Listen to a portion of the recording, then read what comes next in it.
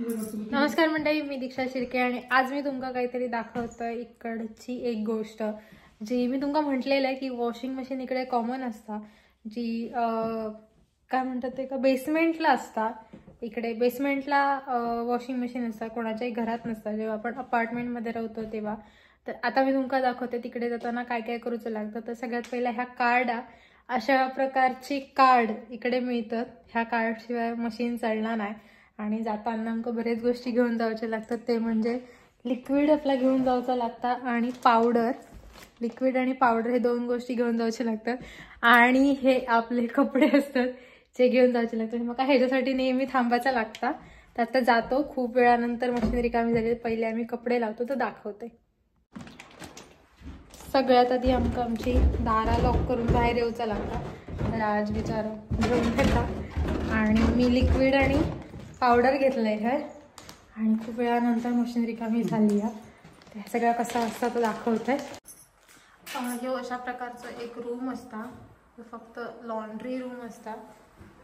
आणि जसं की मी म्हटलं इकडे आमका कॉमन हा, पण बऱ्याच चांगल्या कम्युनिटीमध्ये म्हणजे चांगली जे अपार्टमेंट असतात तिकडे पर्सनल सुद्धा म्हणजे प्रत्येकाक सेपरेट असो वॉशिंग मशीन दिलं जातं. तर इकडे ही वॉशिंग मशीन असा जी ह्याच्यात फक्त वॉश होताला आणि तो ड्रायर सेपरेट मिळता इकडे.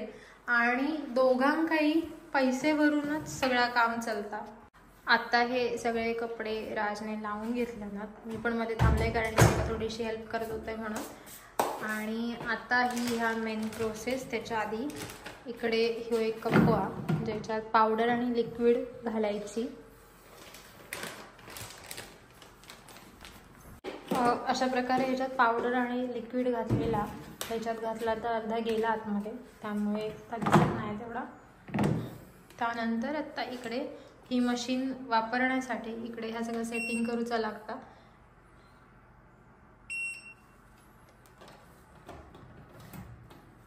आणि इकडे जे $2.50 असे इलेले ते $2.50 ह्याच्यातनं कट झाले आहेत ह्या कार्डमधनं. ह्या कार्ड रिफिल करूचं लागतं. आता ही मशीन चालू झाली आहे.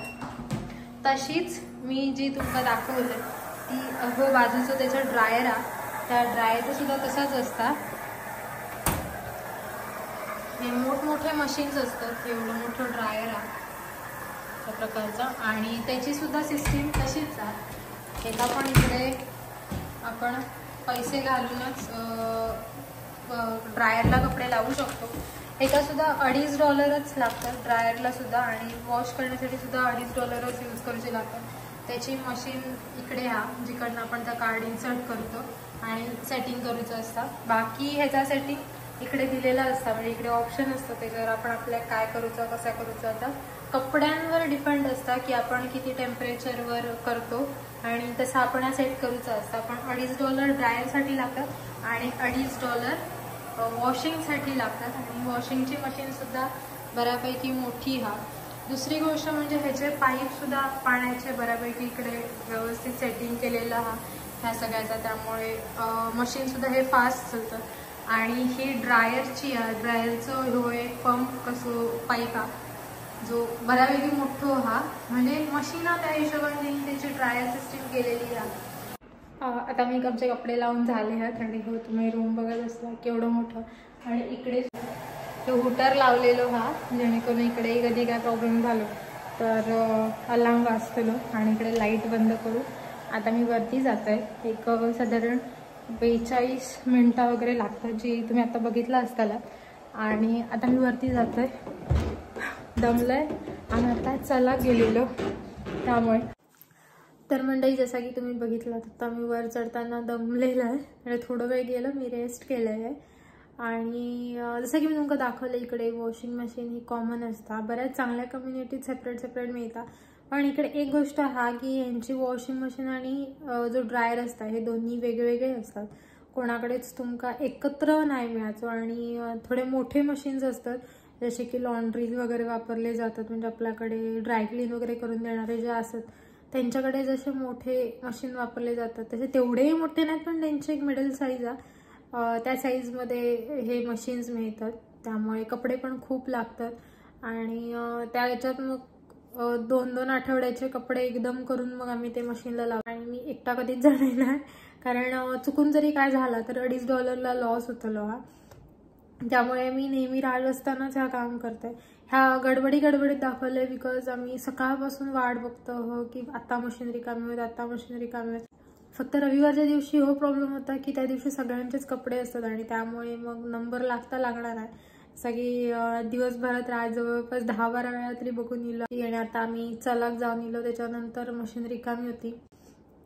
इकडे मोस्टली लोक ड्रायर आणि मशीन हे दोन्ही गोष्टी यूज करतात, कारण की इकडे कपडे सुकत घालू, म्हणजे जसं की आपण इंडियात आपल्या गॅलरीत सुकत घालू शकतो किंवा घरात दोरी बांधून सुकत घालू शकतो, तर तसा इकडे करू घेणार नाही. म्हणजे घरात दोरी बांधण्यासाठी काही चान्सच नसतात. इकडे आपण काही खिळे वगैरे नाही मारू शकत भिंतींवर आणि गॅलरीत वगैरे घालणं इकडे अलाउड नाही असं. त्यामुळे कपडे घरातच सुकवायचे लागतात. तर इकडे वॉशिंग मशीनला लावलेले कपडेच ना जवळपास 70% सुकान येतात. म्हणजे आता आम्ही ड्रायरला नाही लावणार, आम्ही फक्त वॉश करूनच घेऊन येतो आणि नंतर मग ते बाथरूममध्ये दिवसभर आम्ही हँगरला लावून ठेवतो आणि रात्री मग नंतर शिफ्ट करतो रूममध्ये वगैरे ठेवतो, तोपर्यंत सुकतात ते. आणि हीटर लावलेलं असत तर काय तासभर सुद्धा खूप झालं कपडे सुकण्यासाठी. इकडे ज्या लोकांचे खूप कपडे असतात ती लोक ड्रायरला सुद्धा लावतात आणि ड्रायरला कपडे लावल्यानंतर म्हणजे आत्ता जसे मी हे कपडे घातले हे तशा पद्धतीने कपडे सुकून येतात. फक्त आम्ही कपडे धुताना वॉर्म सेटिंग करताना त्याचा वॉर्म वर करतो, जेणेकरून गरम पाण्यामुळे ते कपडे आणि थोडे सुकून येतात. म्हणजे तेवढं वेळ आणखीन कमी लागता कपडे सुकण्यासाठी घरात आणल्यानंतर. तर ही सगळी अशी गडबड होती म्हणून म्हटलं पहिला तर दाखवूयात आणि बरेच दिवस चाललेला की दाखवूयात. पण आता बास्केट आमच्या कपड्याचं भरणार आहे तोपर्यंत आम्ही कपडे धुक जाणार नाही, कारण तेवढे भरले तर तो फायदा. उलट त्याच्यात अजून कपडे राहतात, म्हणजे अजून रवण्यासारखी जागा असतात, पण त्यासाठी अख्खो महिना जातो. तर म्हणजे आजच्या पुरता एवढाच. तब्येत आहे लो हा, त्यामुळे काय सुचत नाही, सुधरत नाही, आवाज कितपत व्यवस्थित असत माहित नाही. तर आजच्या पुरता एवढाच. पण मी नवीन व्हिडिओ नवीन जोमात आणि नवीन ताकदीने चालू करीन. तोपर्यंत बाय बाय.